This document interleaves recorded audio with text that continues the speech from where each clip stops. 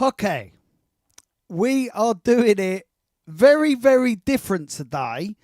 Every week we've obviously been doing the live mixes, no talking, and due to popular belief, people have actually been complaining about me not talking. Do the shout outs, why aren't you talking?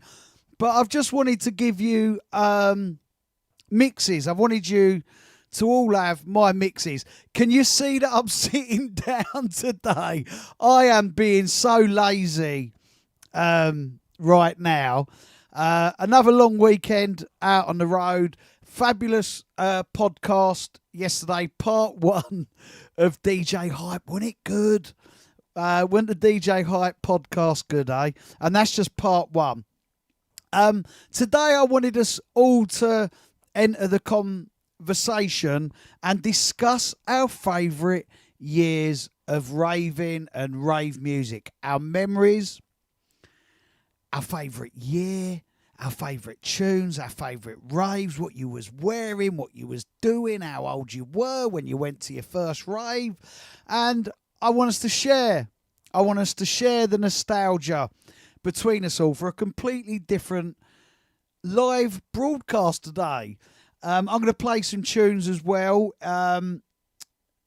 Even though I discovered house music in '86 via my best friend Anthony, who introduced me to Jazzy M on LWR, big up Jazzy M, who a number of years later, many decades later after '86, 20 years in fact, me and Jazzy M were on Ministry of Sound Radio together. He used to be on before me every Monday, believe it or not. And I used to just be in awe of him. I used to listen to you in 1986 when I was 11.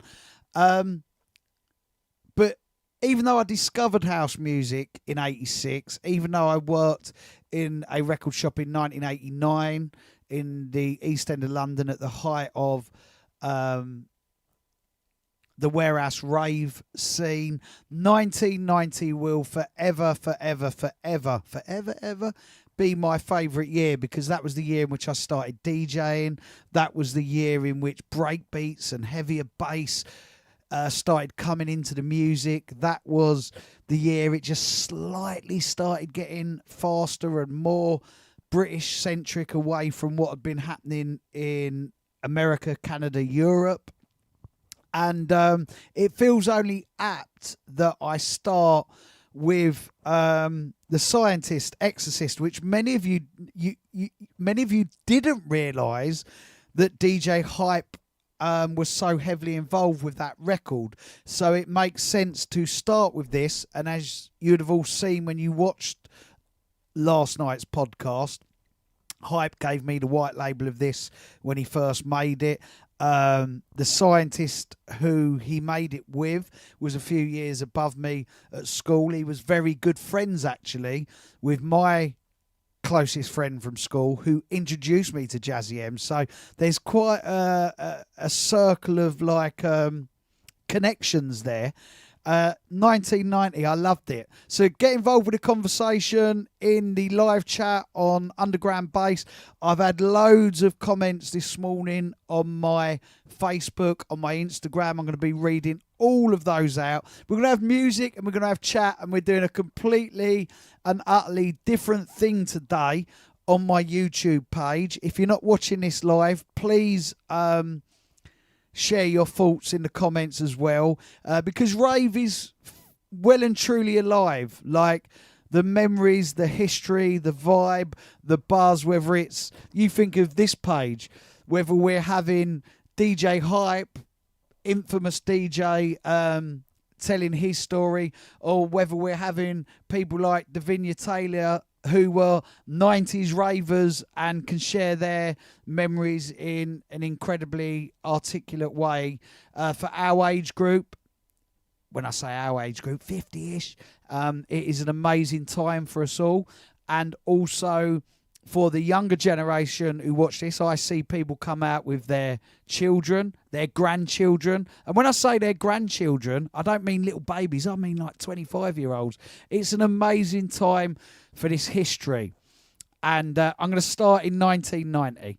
I'm going to start with The Exorcist, and I'm going to go around and I'm going to read all your comments. We'll let this one play, and then I will start getting into your thoughts of your favourite year and these amazing memories. Exorcist. The Exorcist. The Exorcist. The Exorcist.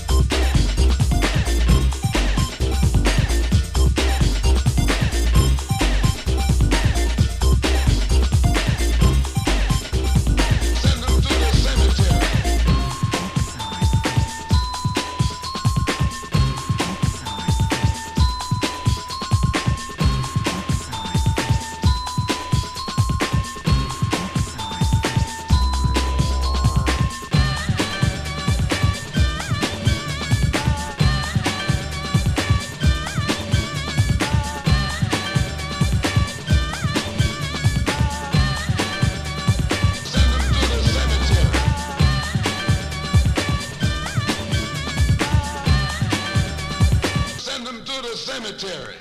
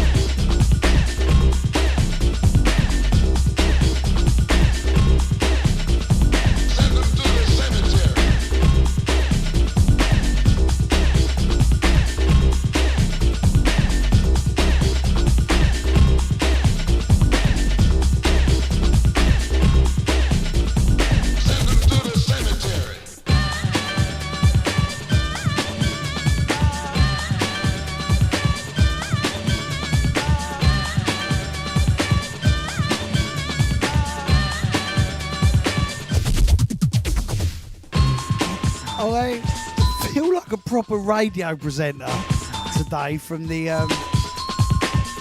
80s. I feel like I've intentionally done it like this. Ben Turner says the summers. Do you mean 1988 or 1998, Ben? It says the summer of 1998 to December 1999. Melissa Connolly's on exactly my wavelength. She says 1990 for me. Amazing times, and the scene was at its best. Used to leave the house on a Friday evening and not get home until Sunday. My poor parents, she says. The cave raves in Hodge Close were our go-to, and we would literally hitchhike if needed and climb mountains to get there. How cool is that? And I was going to say, Melissa, that I identified with you up to the point where you said my poor parents, and as it's well documented, my dad actually discovered the raving and the doves, and I used to DJ, and there he would be by the speakers girding away and raving away. Matthew Naylor says 93 all the way for me. Jules Robson, very early, says I started in 88 in Ibiza. Bradley Mickey says 90s. The trance scene was for him. And interesting enough, my 35 years of Billy Daniel Bunter rave, in which we've got 5 arenas, has a classic trance and hard house room. If you've not got your tickets yet, head over to Skiddle and type in 35 years of Billy Daniel Bunter. How are you all feeling on today's concept of me sitting down and being a lazy entertainer today? Caroline Clancy says 89 and 90 were her favourite years. Ian Bland says the second summer of love, my man, 1988. But the beats and bleeps era was the one that raised the bar for him. That's kind of what I said at the start as well, wasn't it? Even though I discovered house in 86 and worked in a record shop in 89, it was all of the bleeps and bass flavours that really got me excited talking to bleeps and bass. Ability 2, Pressure, absolute tune.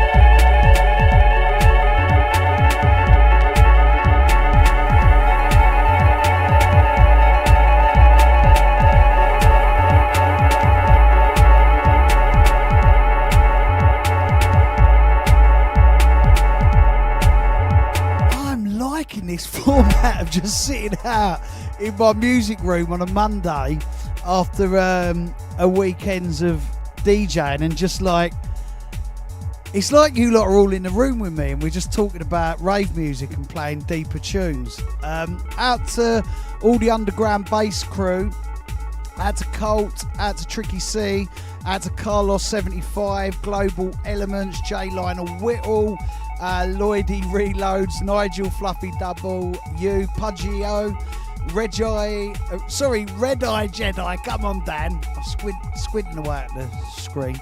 Out to Thomas. Pudgio says, before we get on to more of your rave histories, Bunter was Ministry of Sound Radio, the birthplace of Music Mondays. No, basically I had Love Music, which is where that sample Love Music with Billy Daniel Bunter comes from. I had Love Music on a Monday, in which Jazzy M, the house and acid house pioneer, was on before me every week. And Ministry of Sound Radio was like one of the first league, before DAB and stuff, it was on Sky Telly. And the show was called Love Music, and then when I went on to Cool FM, I carried on Mondays, but called it Music Mondays.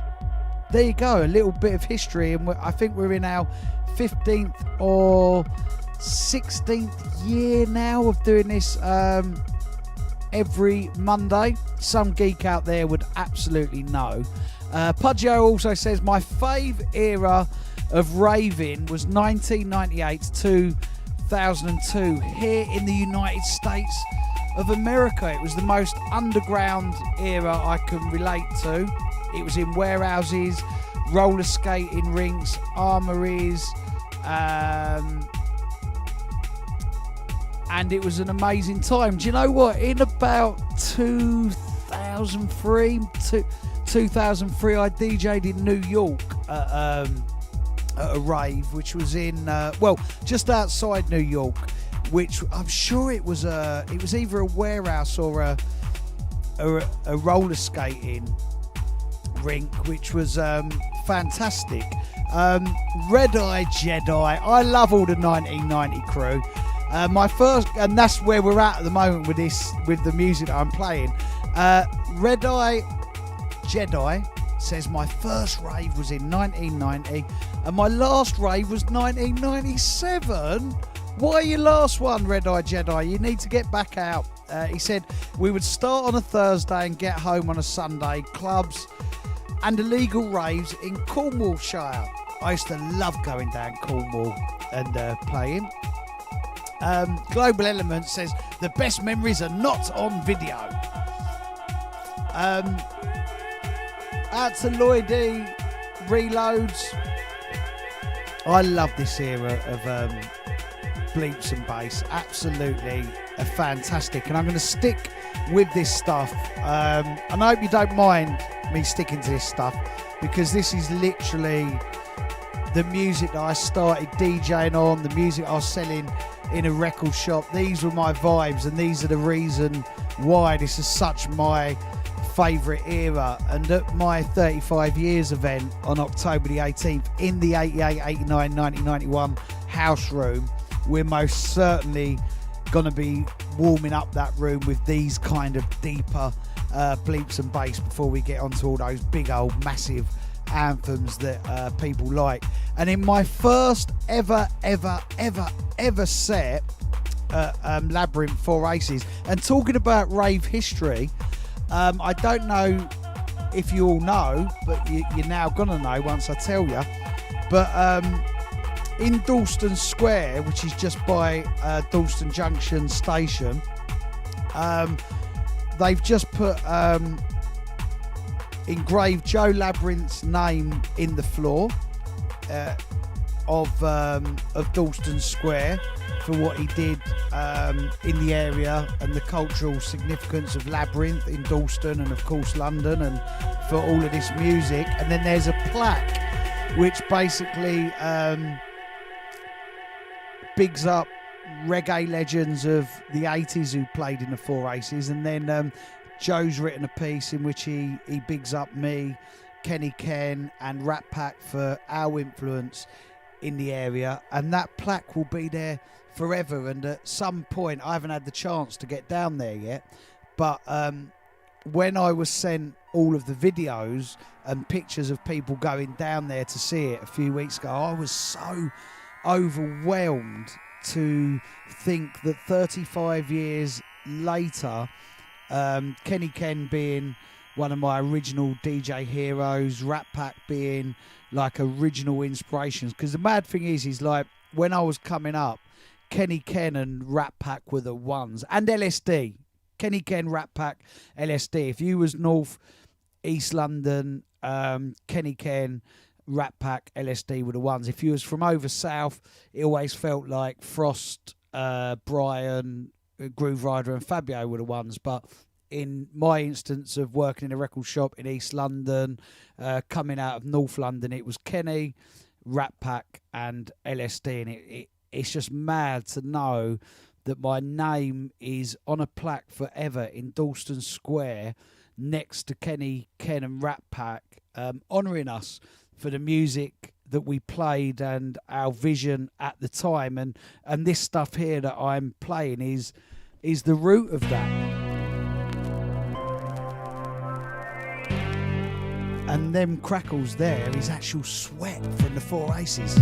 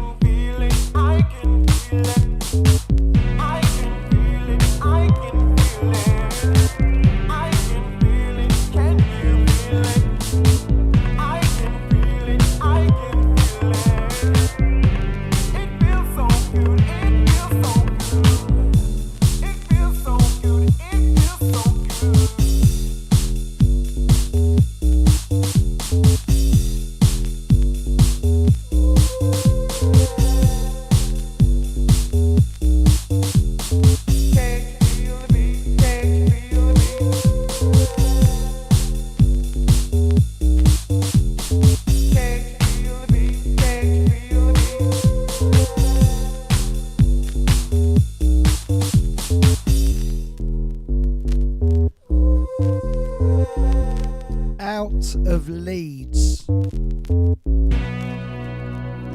Juno, Soul, Thunder, and I love going up to Leeds and DJing. I was up there 3 weeks ago for Retro Heaven, and it was absolutely jammed, and I loved every minute of it. I love going up north and travelling and DJing.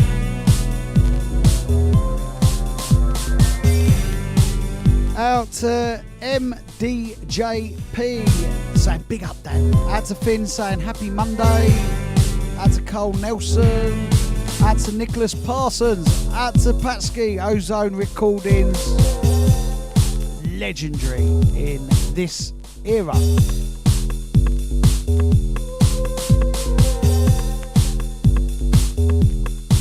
Out to the Proper Collector. Out to Richard Turner. Out to Finn who says 1989 was my favourite year. Out to Destroy. Out to Proper Collector saying 1991 and 1992. Let me know your favourite tunes, your favourite raves you went to.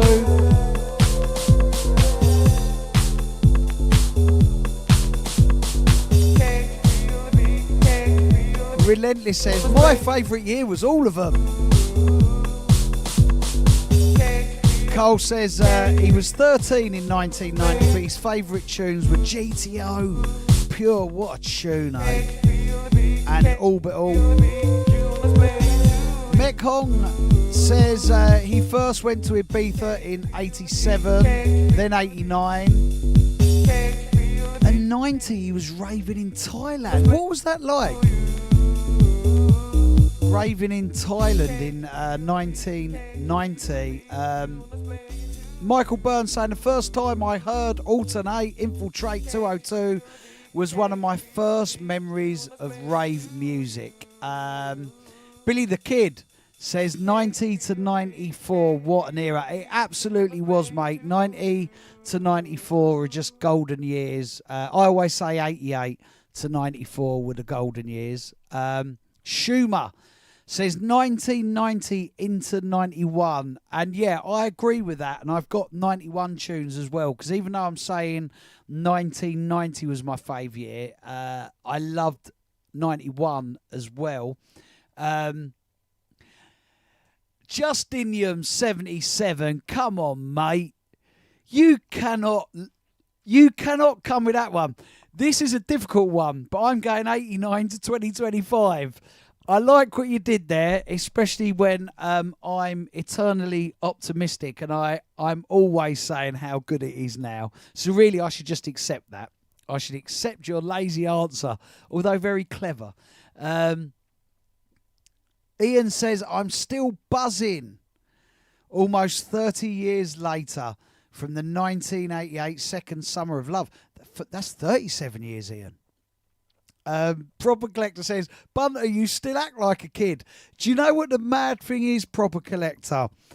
Even though I'm 50 and even though I started this incredibly young, and if you watch a lot of the podcasts that we do from our podcast studio, it's the music, this music that I'm playing here from 1990 is really classy. It has a lot of depth to it. It's futuristic. It's vibrant. It captures the warehouses and the underground clubs of London and the North. But it always leaves me still feeling young, because when I listen to this music, that's where my mind takes me. And then every weekend, and as you've probably seen, if you're a regular viewer of the podcast, the other thing that happens, me and Hype spoke about this, yes. Well, when I got the odd word in edgeways, the thing now is like the gigs, my energy at my gigs, and the sometimes for Raw, if you watch some of the videos that I put up, I put more energy and more showmanship and more love and more passion as a 50-year-old than I ever did in my teens, my 20s, my 30s or my 40s. And that energy that I put in every weekend all over the country keeps me young as well. Even though, as I've said in the podcast, when I get into the car and travel to the next gig or travel back home from wherever, some of you have seen the videos in which I've done 1,000 miles in a weekend to fit in like 3 or 4 gigs. I get tired far more quicker now, and I can tell that I'm 50 now, but this music and this energy still keeps me so young. So in reply to you saying, Dan, you're still a kid, in my mind, I really still am. Strictly rocker. Featuring Strictly Rocker.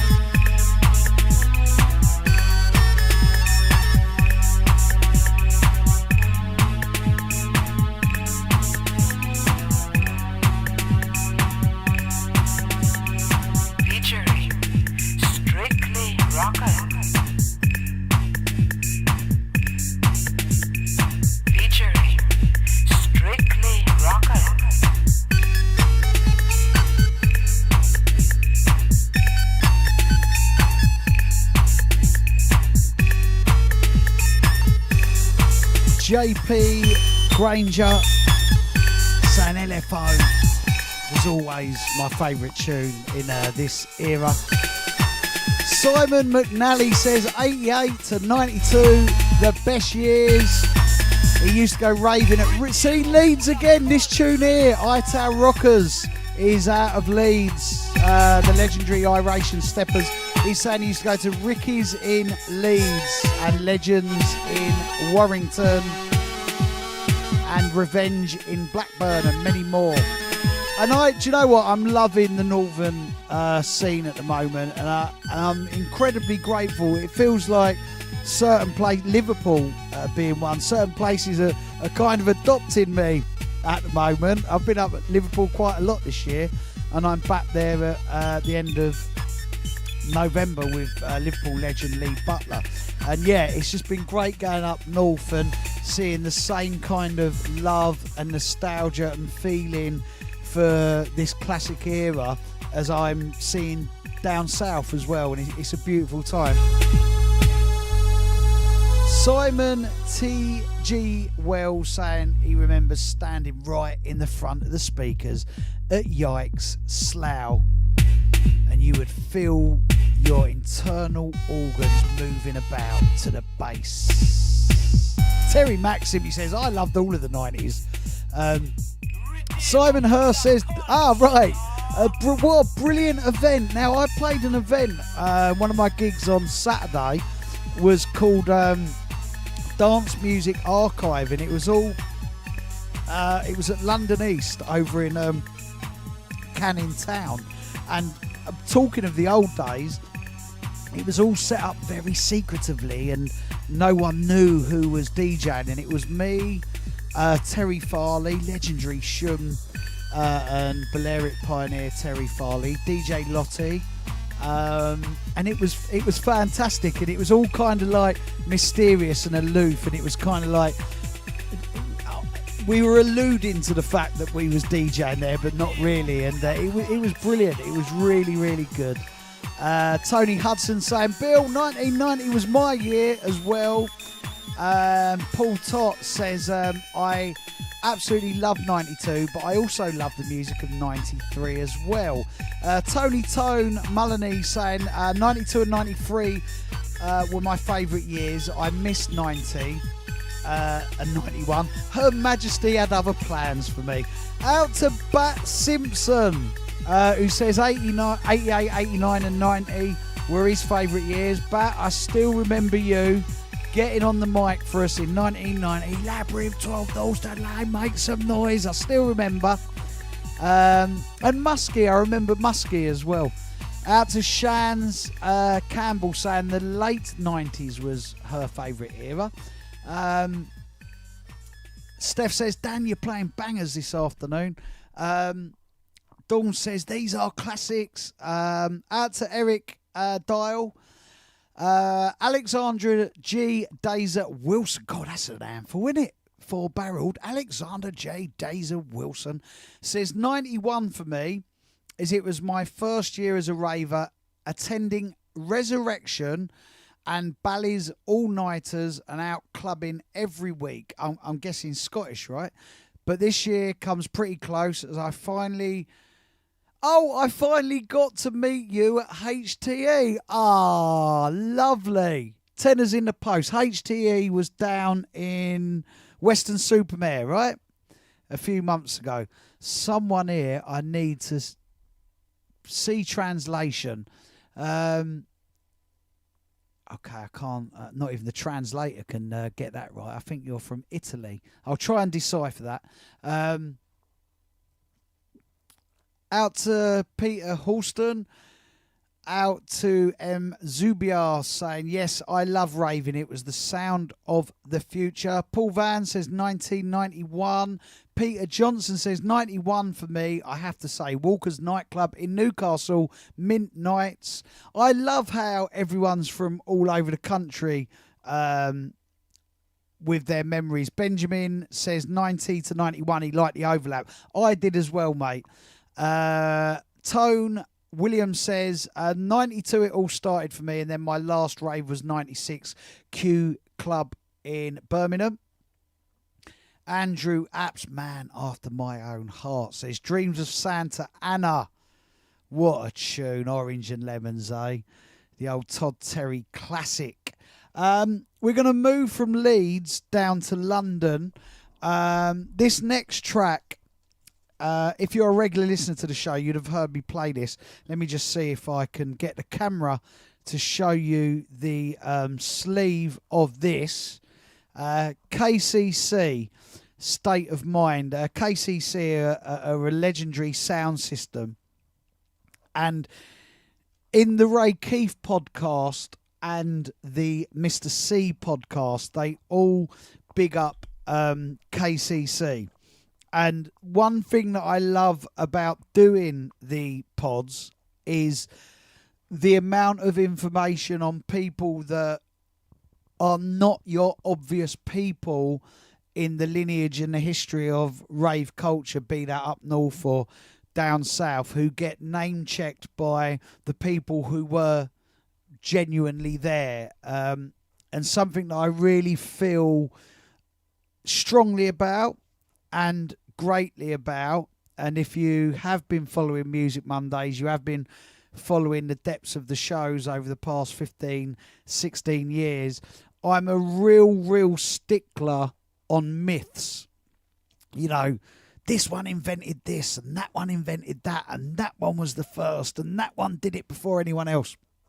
No, music and art simply does not work like that. And that's why you always see me so happy when a whole load of people that most people have never heard of get mentioned on the podcast. And it's a really important thing for me that the names, in this instance, like KCC, get bigged up. Real pioneers in the London trajectory of rave culture and bass music and rave music and house music. And I think it's important to celebrate the unsung DJs, producers, promoters, MCs, and just those people who were there in the hub and the starting points of the waves of that as they were happening. And KCC most certainly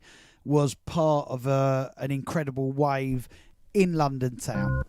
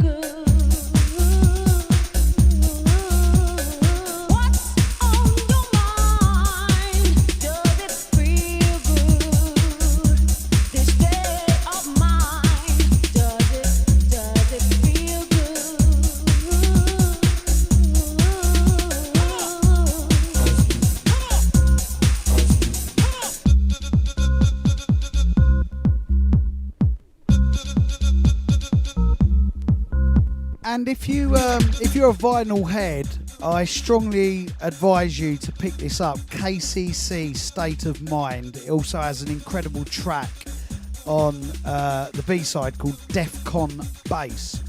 And one of the reasons why I'm such a stickler for history is also my friends Richie K and the original Gidman and Johnny Scratch, who, again, if you were following this show, especially during COVID, we went really deep into music and music history. Gidman has just sent me this. 1990, here's a memory. The year was 1990. Myself and a group of friends had been enjoying the illegal raves that had been put on by the Room 6 lads around the southeast and Folkestone area.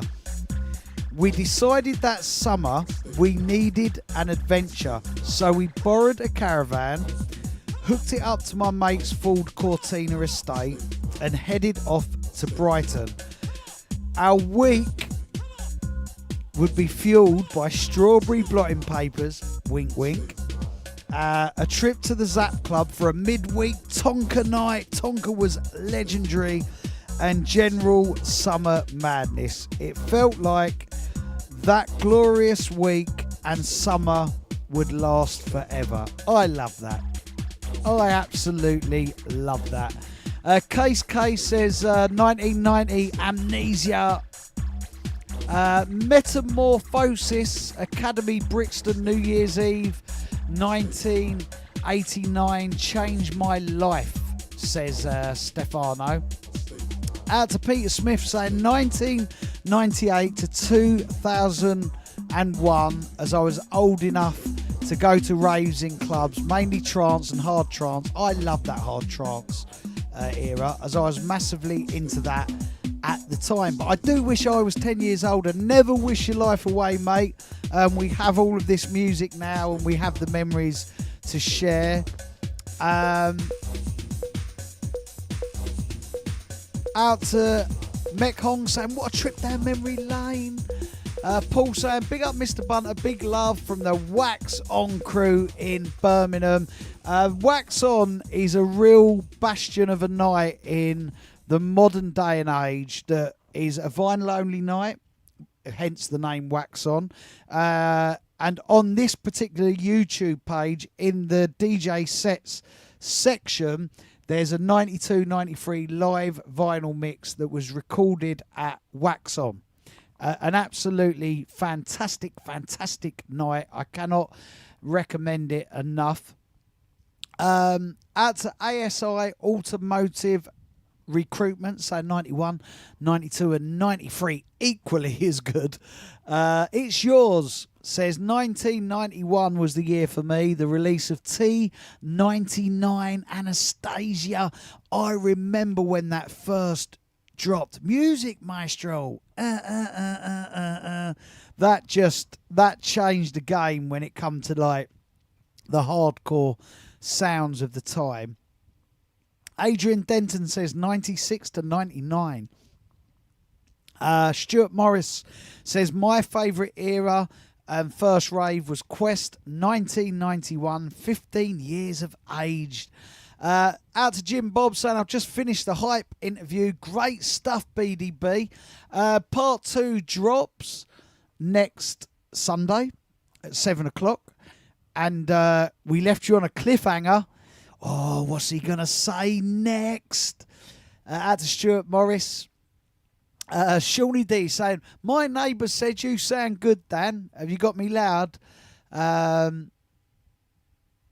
Adrian Denton said, hey, I met Ray Keith last month. He recommended I watch your podcasts. Out to Ian Stew says, first rave was Club X in High Wycombe, summer 91. I went to the Rocket, November 91. Big up Jimmy Mack. He used to come around my house late on a Friday night and throw stones at my window. You up for raving? He would say. I love some of these memories. Do you remember that when you was younger and you used to throw stones up at your mates' windows? Right. This next record, The King and I, Andre Leon, The Truth, 1990. This was in my first sets at Labyrinth 2000 AD. And basically, it's a Roger Johnson production. He produced and engineered it on a label called Reaching, which was Dave Pearce's recordings label. For those people who are saying they love their trance, this was Dave Pearce's label in this bleeps and bass era. And I own 3 copies of this. And this particular one that I'm going to play you, we sadly lost Roger Johnson. He passed away the year before last. And I knew Roger very well. And Roger and Dave Pearce, before they was doing this stuff, Roger and Dave were like standout London hip-hop DJs in 85, 86, 87 on Night FM, which was a Radio London nighttime station. And Roger was one of my initial heroes. I just wanted to be like a DJ like Roger Johnson when I would have been like 10, 11, 12, listening to Roger on Night FM. And then Roger actually become resident DJ at Labyrinth a year and a half after me. And it was like, for me, it was the ultimate success. Like, wow, Roger Johnson's resident with us now. And Roger lived down the road from literally 10 minutes walk down the road from me, where I am now, sat in this spot. And the week that Roger passed, and we went to his funeral, and a few days after, this is a true story, and this is the copy that I'm about to play you. Below where Roger lived, in the shops below, was some charity shops. And I went in. I always go in the charity shops locally or wherever I go to look for records. And as I'm going through the records, this Roger Johnson production, below the flat where Roger lived in this charity shop, out comes Roger's record. And I said to the lady behind the counter, who brought them in? And she said, just someone come in and brought records. It was nothing to do with Roger. And there it was. And even though I own this record, how could I not buy this particular copy that faced me in a shop below where Roger lived? It was meant to be, and it's mad how life works like that. Andre Leon, The King and I, The Truth, something Roger engineered on Dave Pearce's record label from my favourite year of raving and rave music, 1990.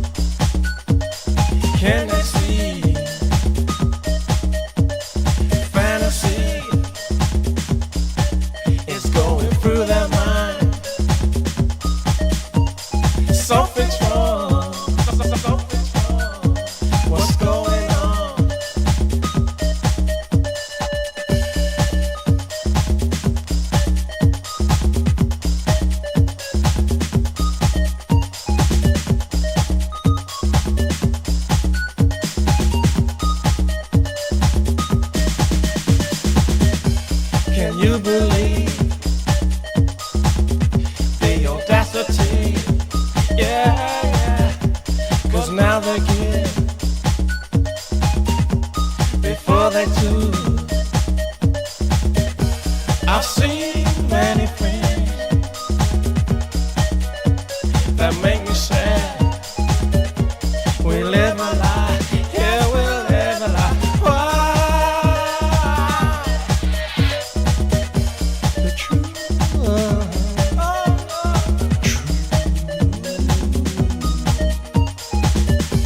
the truth.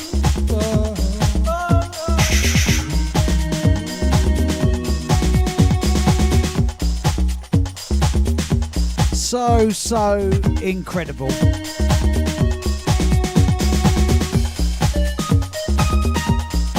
D-Punked says, how was your weekend? It was fantastic, D-Punked. He said, I was 49 on Thursday and I had a heavy one.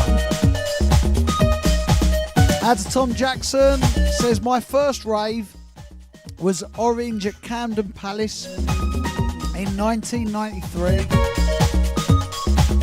Age 17, and I'm 49 now and still go to Orange events with guys I've known since I was 3 years old. Love that. Some geezer says, why is Billy sat down? Did the weekend take its toll?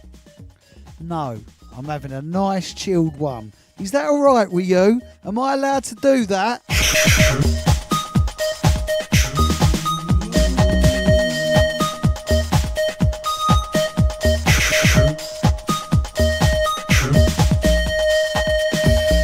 Donna Willett saying the 90s were the best times of my life and I'm doing it all again. Can you tell me about the after party for your 35 years event? So the tickets will be going on sale this week for the after party. It's going to go from 9 to 6 a.m. in the morning. Well, 9 to the last person standing. And it's going to be in the main room of the venue and the party will just continue. I love Patsky. He says 1990 was the summer of the random World Club footy shirts in the north of England. I love that. Jim says Stern's massive in the place. Out to Jay Lionel Whittle saying big up BDB, love the music Mondays. We're doing shout outs and memories today, Jay. I've starved you all of the shout outs and memories, didn't I? Pursue, 303 after my own heart here.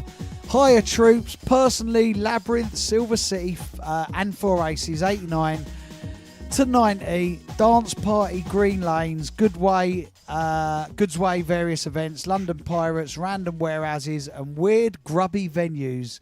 Then 90 for the music and the people. Yes, I always say Silver City was. I always accredit that as my first rave that I ever went to.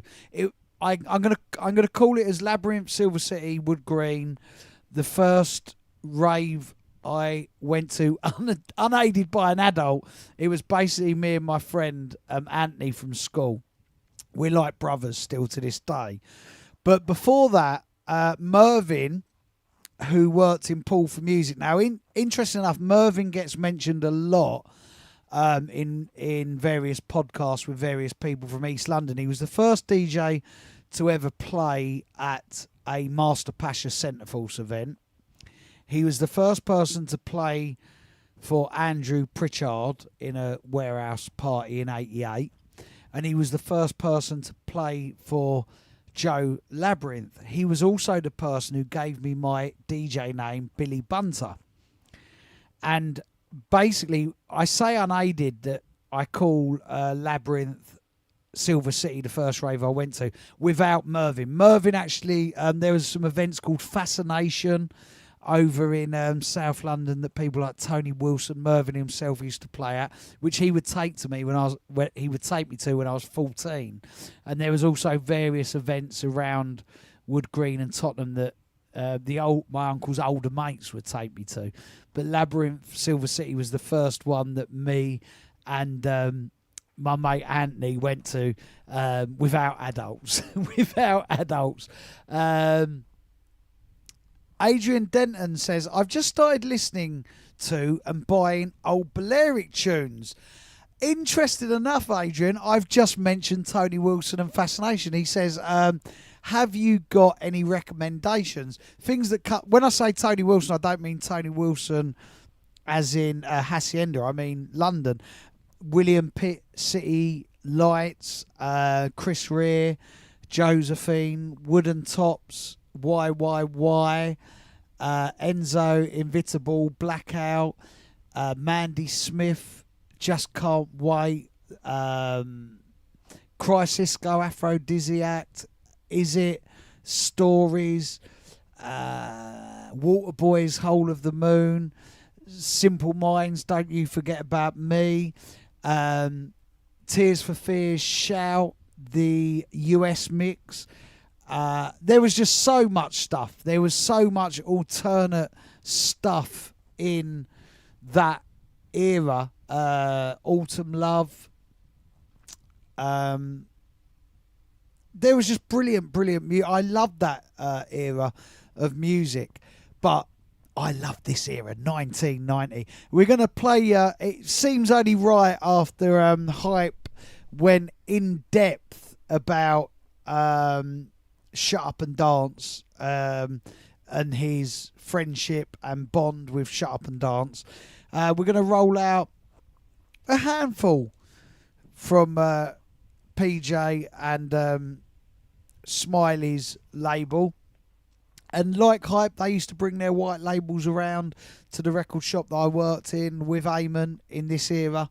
And it was just an incredibly groundbreaking moment in time over in East London around Whitechapel, Bethnal Green, Dalston, Hackney, Stoke Newington, Stepney, Canning Town, all those kind of areas. Centre Force was on the radio, Fantasy FM was on the radio, Sunrise was on the radio, and then you had all of these like local DJs, local producers, and it was just a magnificent time full of groundbreaking, youthful energy, of which I was grateful to witness and watch and hear and be part of as a 15-year-old.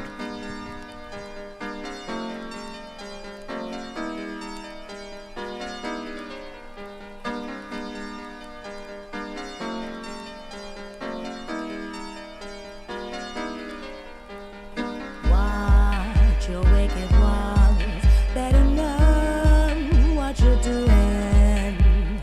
When temptation smiles, better know what you're doing.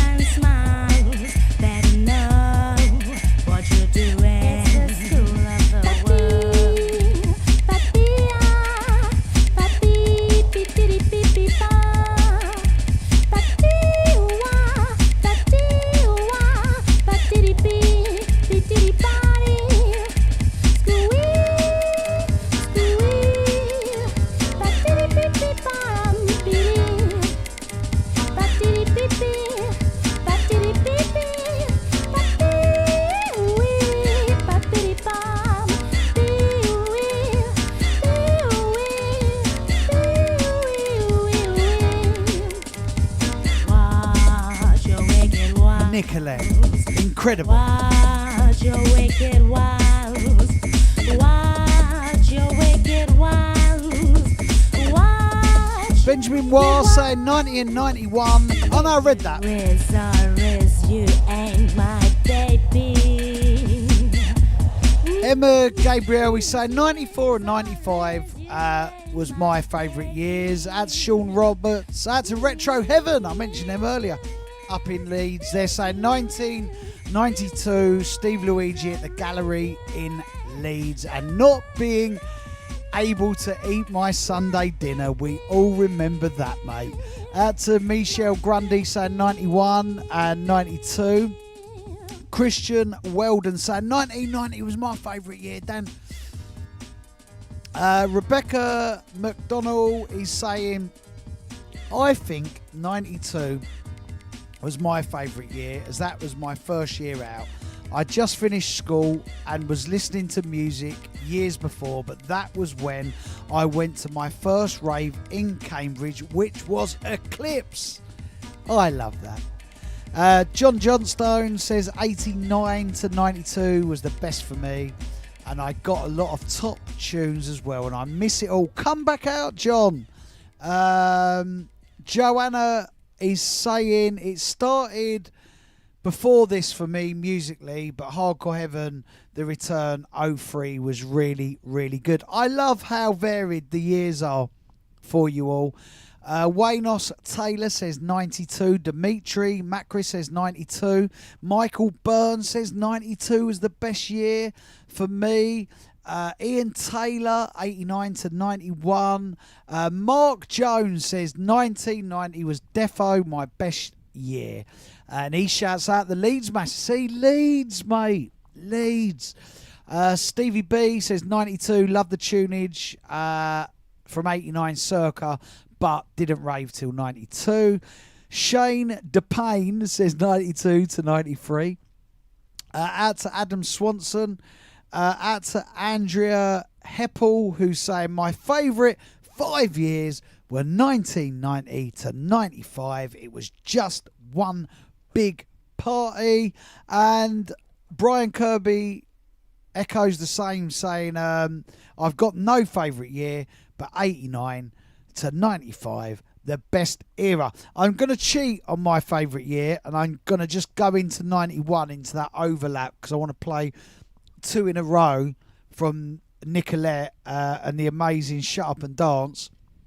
And this particular track is called The Dove Song. How apt.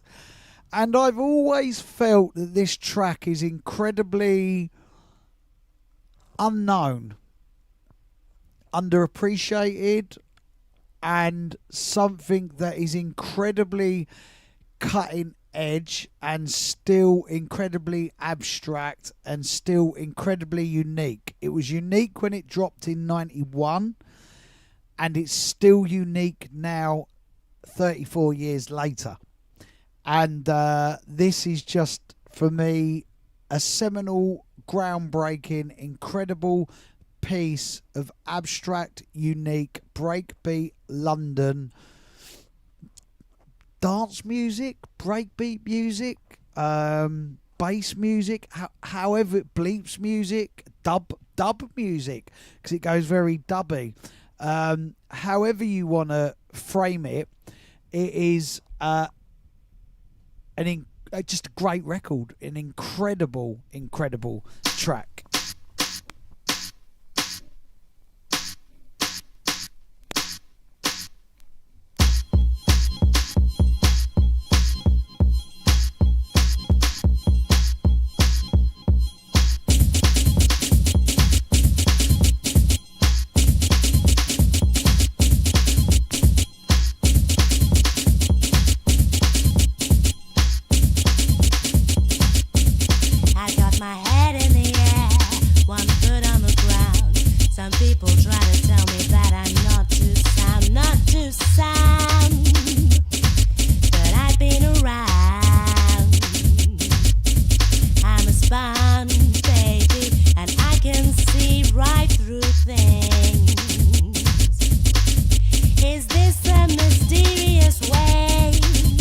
Expecting to see things I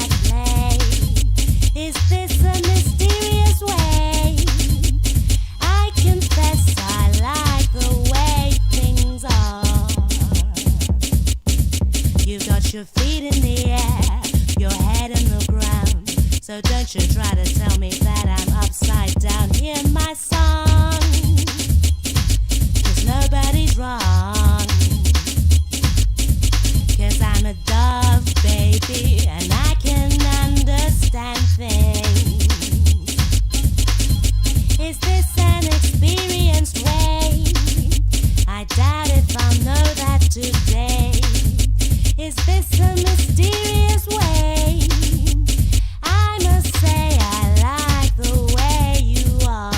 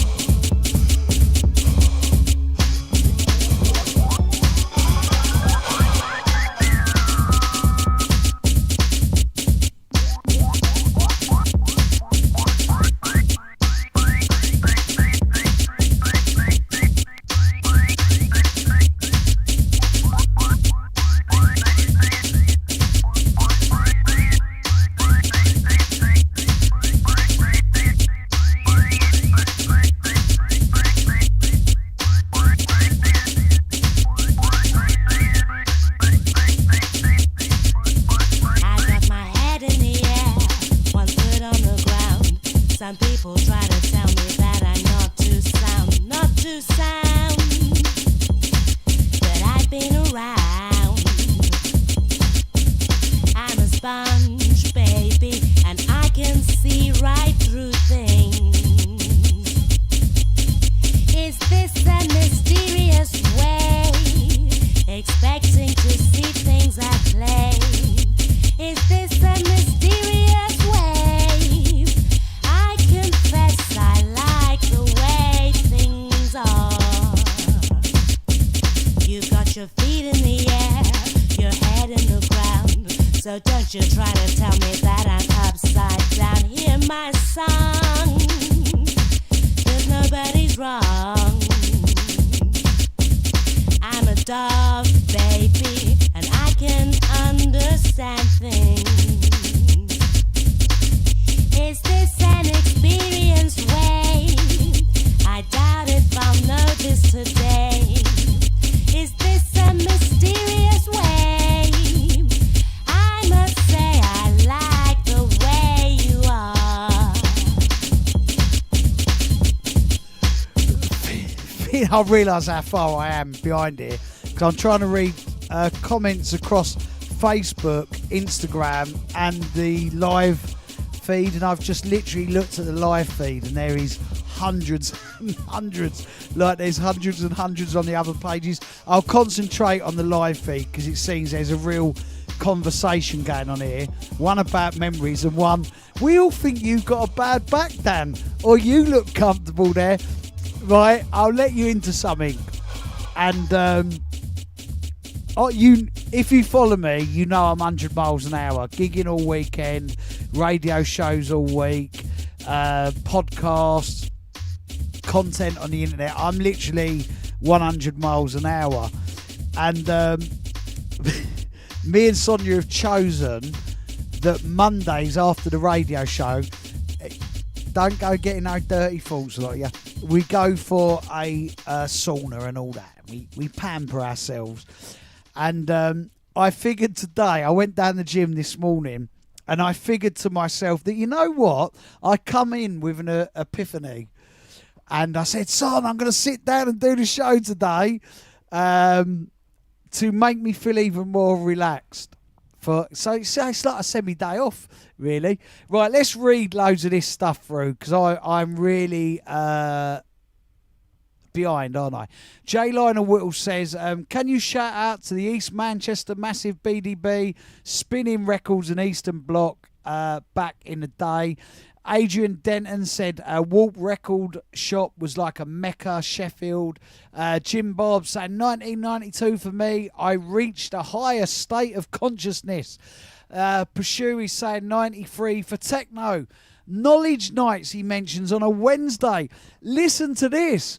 I actually played at Knowledge once with Colin Faver and Loft Groover in 1993. True story, that. Out to Ian saying house music felt like modern classical music. I was sat in my mate's flat with a strobe on and the stereo pounding. Ah, the memories. Donna says I'm only happy when I'm raving. ASI says I got this the other day, Mark 1. Hoovers and spray cans. I can't stop listening to it. Did you know that was DJ Chocky, mate? Paul says I didn't get into it till late 91, but absolutely loved it. Out to Swankow. Billy is saying we all made history every weekend. Absolutely, Billy, and we continue to do so. D-Punked says, I can't remember most of 93. Swankout says, the whole of the 90s. Loved it all. Shawnee says, I've brought a new hi-fi setup. A Sonos setup, and this is sounding great. Nathan Bell says 96 to 97 and 2017 to 18. We forget, don't we, that there is certain periods from even 8-10 years ago that was absolutely fantastic. Jay says, does anyone do or did anyone do the Blackburn raves back in the day?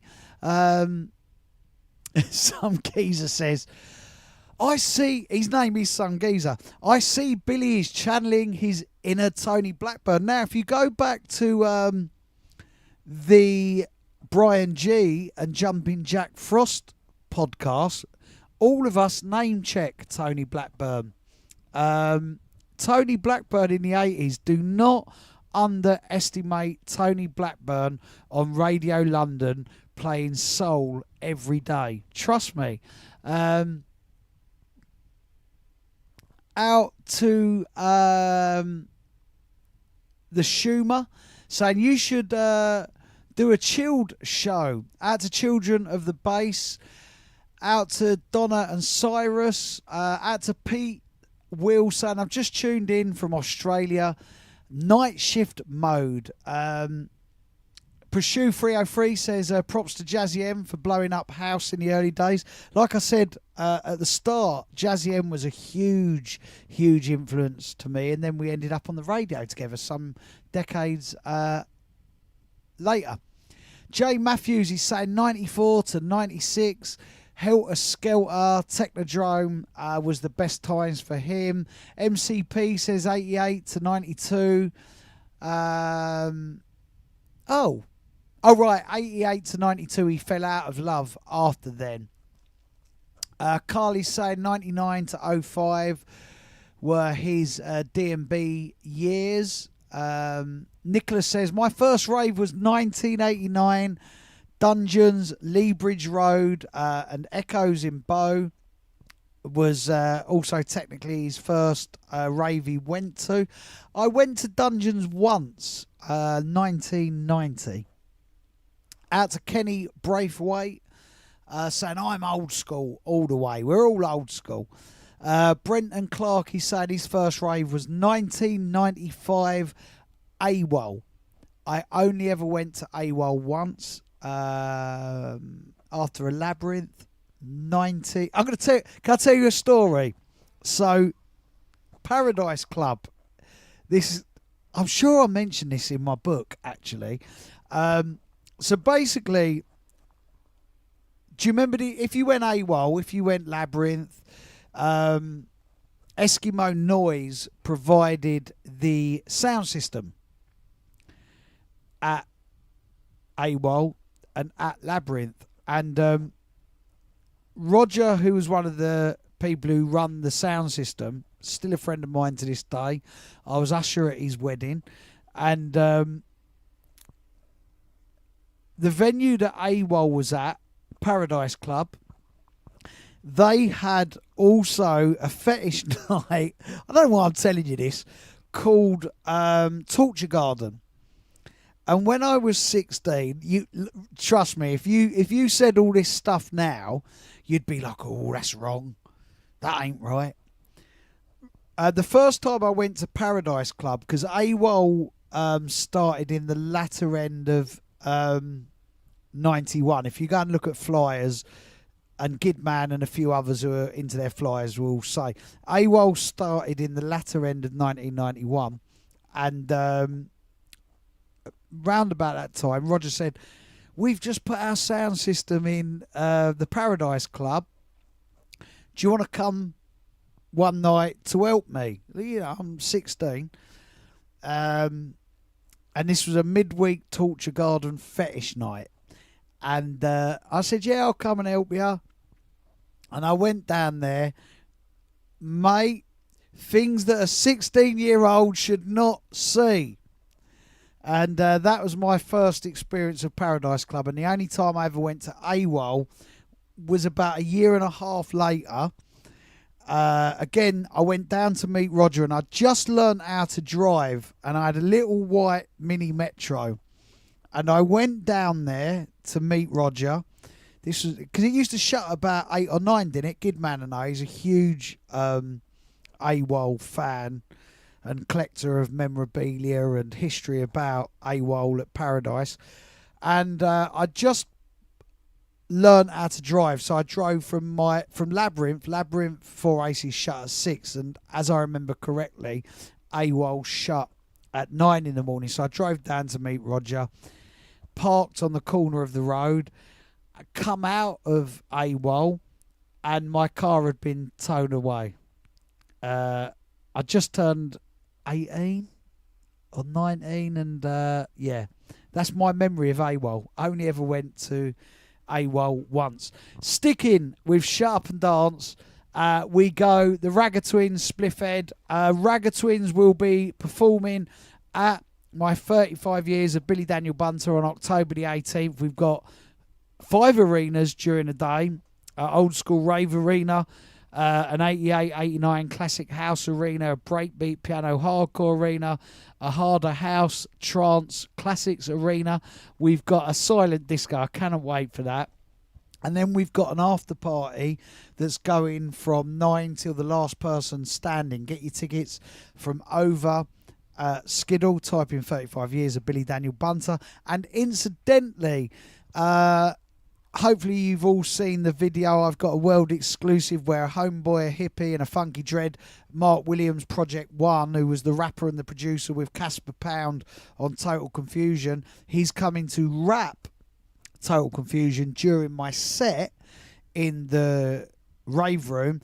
And also I spoke to Flinty from the Ragga Twins last week, and Ragga Twins performing this track was on the same episode of Dance Energy that a homeboy, hippie and a funky dread were on.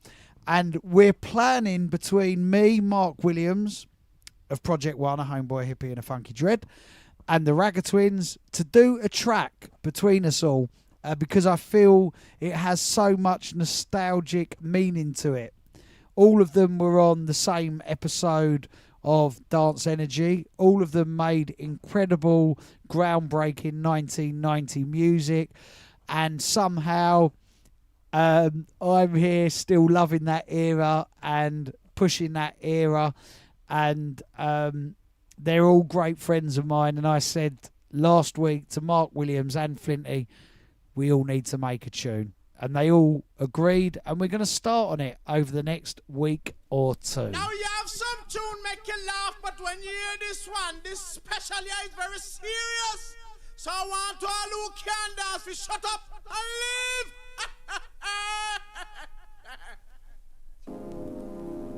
Ragga Twins step out. Ragga Twins step out. Ragga Twins step out. Ragga Twins step out. Ragga Twins step out. Ragga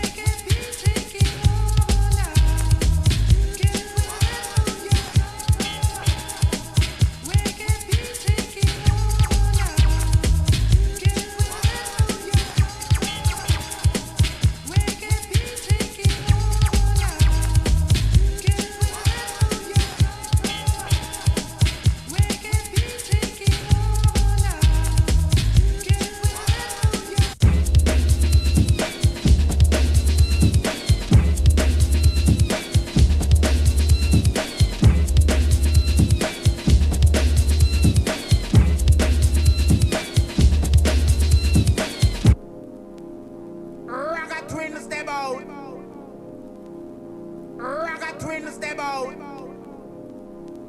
Ragga twin step out. Ragga twin step out. Ragga twin step out. Ragga twin step out. Ragga twin step out. I stand absolutely corrected.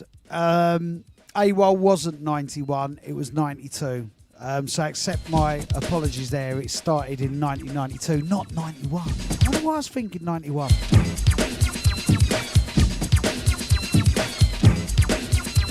Breaking beats. Listen, you're a person after my own heart. Abfart alone, it's me. Arguably one of the first progressive house records ever. What a tune! What a tune! Chunky Son, I used to love the Technodrome. Out to Relentless, what a tune, eh? MCP is saying I used to love Telepathy in Stratford and also used to love the Astoria. Out to Ghost Beyond Earth saying not what a name, Ghost Beyond the Earth, saying 1994 was my favourite year. Donna says, thank you, Billy. I've just got my second lot of deliveries of t-shirts from you. Out to everyone who's buying the Love Dove Generation Rave Story t-shirts from coolflow.co.uk. Some geezer, yes, mate, Thekla in Bristol, the boat. I've actually put on an event at the Thekla in about 2003. That's Kenny Braithwaite saying my favourite tune is Splash Babylon. Shawnee D saying Starlight 92 Villa Leisure Centre was my first rave. Love that, mate. DJ Evo said I started going out in 1996. I was 16 then. Low Res says I used to go to Leeds warehouse parties. Again, listen, Leeds is popping this afternoon. Alan says 88 to 93 was my favourite years. Tim Daniels says, is it too late to go to a rave for the first time? Absolutely not, Tim. I've actually had 50 to 55-year-olds who have recently discovered my social media pages, who have brought tickets to my 35 years of Billy Daniel Bunter event and are going to their first raves. How mad is that? The power of social media, even for our age group. Baron Von Boom says Exodus parties in Luton 95 to 99. I went to an Exodus after a Helter Skelter at a quarry and it blew me away. I just DJ'd at the Sanctuary and there was this big buzz going around about this Exodus party, and it was on the way home and we pulled up to this quarry, parked on the road, walked down to the quarry, and I just looked on in absolute awe and amazement. And I'd already just played at Helter Skelter, which of course brings on so much awe and amazement still to this day. But it completely and utterly blew my mind. Exodus in a quarry in Luton. Fascinating. Absolutely fascinating. Out to Jimmy saying my first rave was Reincarnation in Herne Bay. No one talks about Reincarnation, and those raves were legendary, right, mate? Absolutely legendary. DJ CI saying locked in from Australia. Gary says 1992 Castle Morton was his first major rave. Tim is saying my first rave was in 2024. Amazing, Tim. Jonathan Merry saying Dave Clark Red 2 is an absolute banger for him. That is a wicked tune, isn't it, mate? I'm really far behind on all of this. Jim loves the track Tricky Disco. Gar 8 says I went to my first rave in 95. 95 was a great year for sort of jungle, drum and bass, hardcore music. Chris 89 says the first rave I went to was in 2007, Fantasia 3D Heroes. Craig Titan says my first rave was Clacton Pier, Destiny, 1993. Pete Will says I was stationed at Chelsea Barracks 1990 to 1992. What an awesome time for music. Labyrinth and Rage at Heaven. Often went straight back onto guard duty in the morning. I love that. John Fletcher loved 91 to 94, the hardcore jungle techno eras. Van Spencer, one of his favourite tunes was Smart Systems.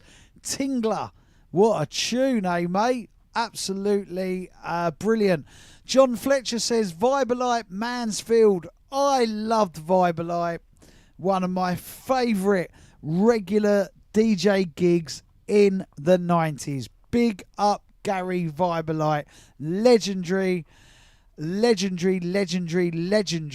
parties. Blissy says, Dan, when are you coming back to Bristol? I'm not sure if I've got any dates in my diary for Bristol, but I'm sure it will be soon. Marksham says early 90s was his favourite time. Let's read a few more of these, then we'll get into the next tune. Chris 89 says, I remember seeing the Rhythmic State live. That was an incredible moment for him. Out to Monica Duncan. James Connor says 1992 for Rave for him, and the mid-90s for House. Love that. Some geezer again says, Billy, what were your go-to places to DJ in Bristol back in the day? There was loads of great places in Bristol, right? I always will remember with fond memories Bristol Exposure at Trinity Hall.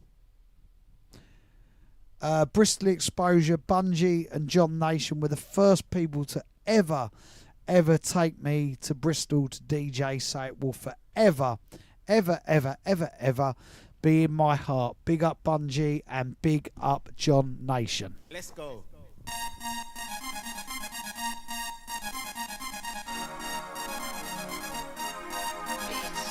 Now you hear about wipe the needle, but the needle done wipe off already.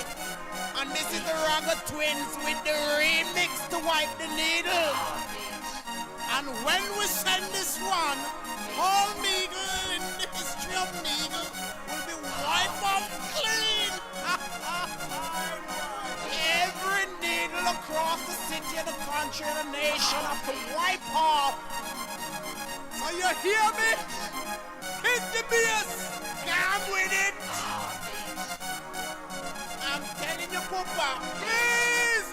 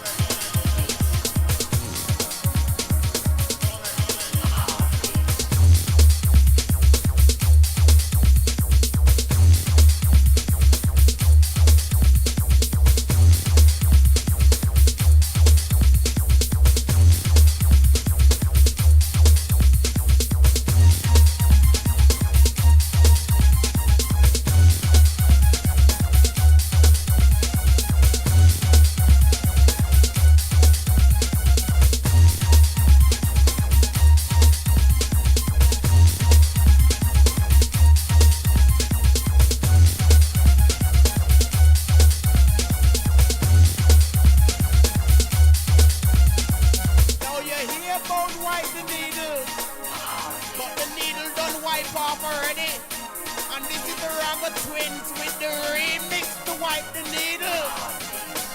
And when we send this one, all needle in the history of needle will be wiped off clean. Aye, boy. Every needle across the city and the country and the nation have to wipe off. So you hear me? Hit the bass. Come with it. I'm telling you, Papa, please.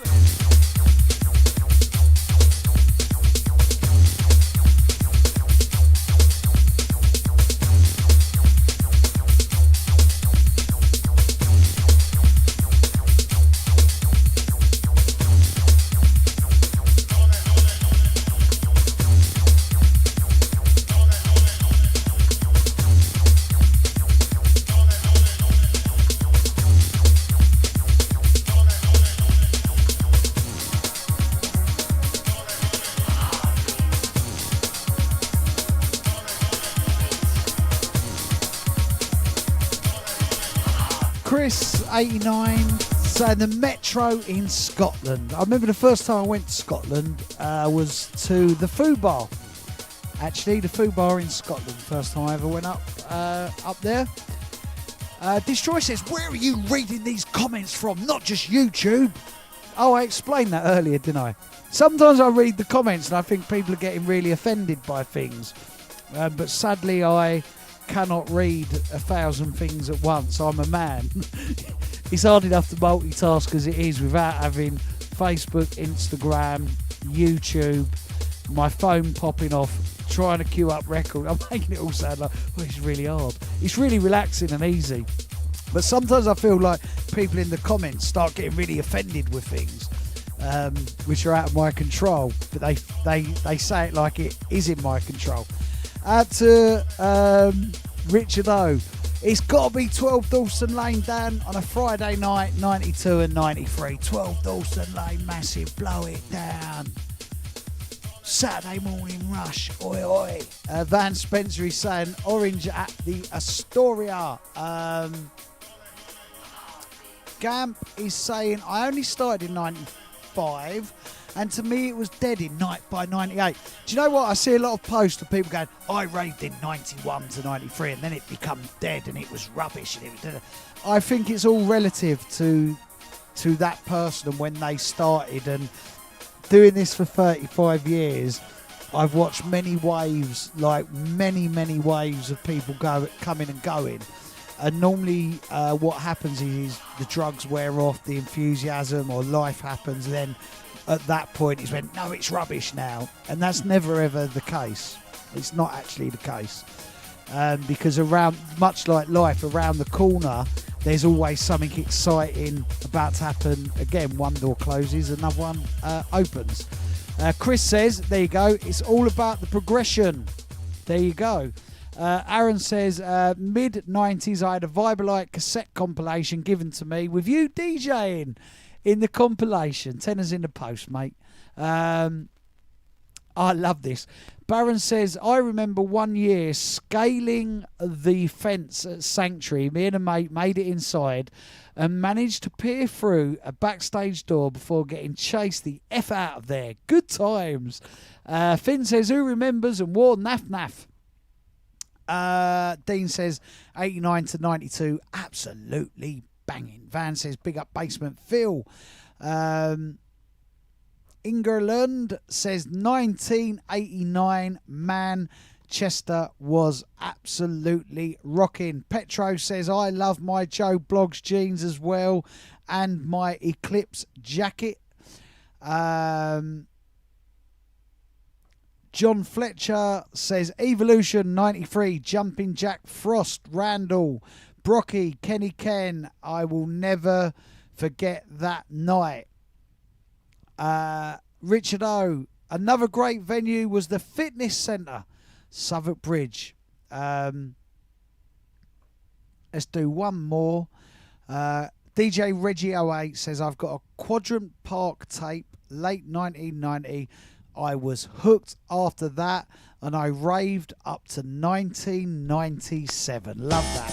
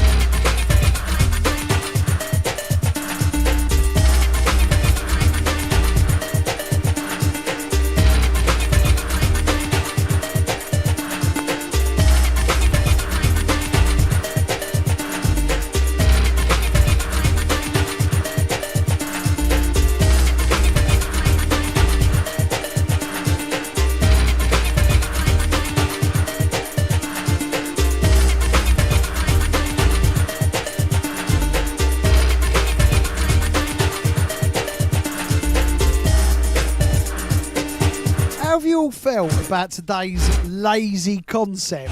It seems to have flown by. Past few weeks, I've been stood up mixing away. But yeah, it seems to have flown by today.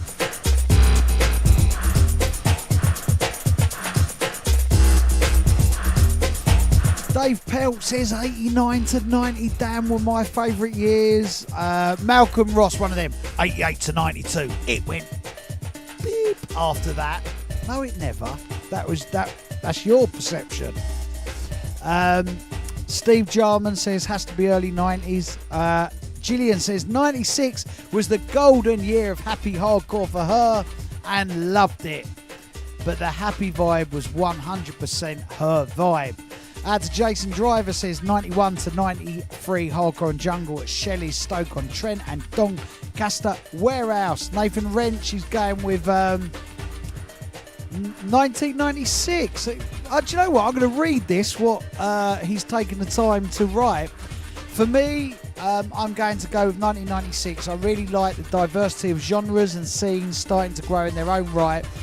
But before anything got too commercial, a lot of classic tunes and artists from this period, happy hardcore was probably at its peak. Drum and bass had started to evolve from jungle. This man's really clued up. GBT and trancecore freeform sounds coming through. Tony DeVite's sound and his GU mixes. Epic progressive house at places like Cream. Northern Exposure album. Oakenfold's Perfecto Fluoro albums. This is brilliant. Is this guy a journalist? And Cream sets. Pete Tong and Danny Rampling were playing a harder sound on their BBC One shows. It's hard to imagine now a tune like Wippenberg, Neurodancer or Full On Gower Trance. This Nathan, you are clued up, brother. It really was a great time wherever you went and whatever you heard. 1999 was good, but by midway through the year, I'd got fed up with every set being an anthem set, no matter what club or DJ. Only so many times you can hear Guriella into Binary Finery. I love the music from 1992 and earlier, but alas, wasn't old enough to be raving or clubbing, so can't really choose them personally. Nathan, you should be a journalist. We might be. Craig Melhu-Hush says 90 to 92 at Labyrinth. Dan. RJD Art says 91 to 95. Scott Robinson says 91 to 92. Richard Percy 97 to 2000. Mick Maskell 91 in the UK and 94 in Ibiza. Aaron Mansell says 91 to 93. Sean Byers 97 all day. Matthew Naylor 93 all the way. Clark says 96. Rod Ager 92 to 93. Neil says early 90s for me. Emma says 91 to 93. And Peter Smith says 98 to 2001. Right. I can't believe how fast today's gone. I cannot believe it. Let me just shout out everyone in Underground Bass and as many people as possible in the live chat on YouTube, because I know that there's so many I haven't read out. Out to Gary G, Colt, Tricky C, Camel, Pardeus, Carlos 75, Chiba, J-Line and Whittle, Lloydie Reloads, Nigel Fluffy, Seasider, Sharon West, Belfast, and Thomas. Out to New Jazz. This is all from the chat box. New Jazz, Google, Boot, Brought Me, Dizzy for Days, Ozone, Recordings, Jim Bob, Tom Jackson, Hackfield, Finn, Leroy Brown, Adam Murphy, Structure D&B, Roughneck, Ian Stew, Adam, Pack, Rob Fresh, Monica Duncan, Ilias.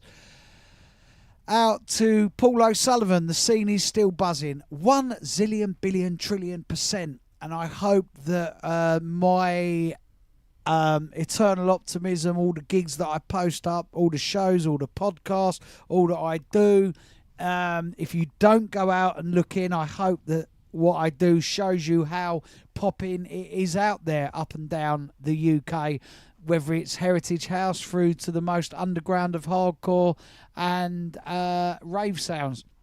Out some geezer, Chris 89, Henry Cunningham III. What? Adele, JJHP, KOS, Southside Paddy, Hop, Matty Renton, Jason Graham, so many of you. Thank you all. DJ Dizzy Blonde, great to see you there, Gil. Loads of you. Loads and loads and loads of you. I'm going to leave you with one more, and then me and Sozo are going for our nice, relaxing sauna and swim. It's what we do on a Monday now after the radio. And today I chose to sit down and share and read your memories out by way of relaxing, because I'm always 1 million miles an hour, because I'm always so excited about this amazing music and this amazing history from the past of where we're at and where we're going into the future. And this next record, Mangrove, Perfect Harmony, is absolutely timeless and seminal, from 1990, or is it 91? I don't want to be told off from Gidman again. Incredible track. This, leaving you with this, is Darkness Up after me on Underground Bass. Thank you everyone for locking in. Love you all to bits, and thank you for keeping me company and let me know all your memories of your favourite raves and tunes and stuffs like that.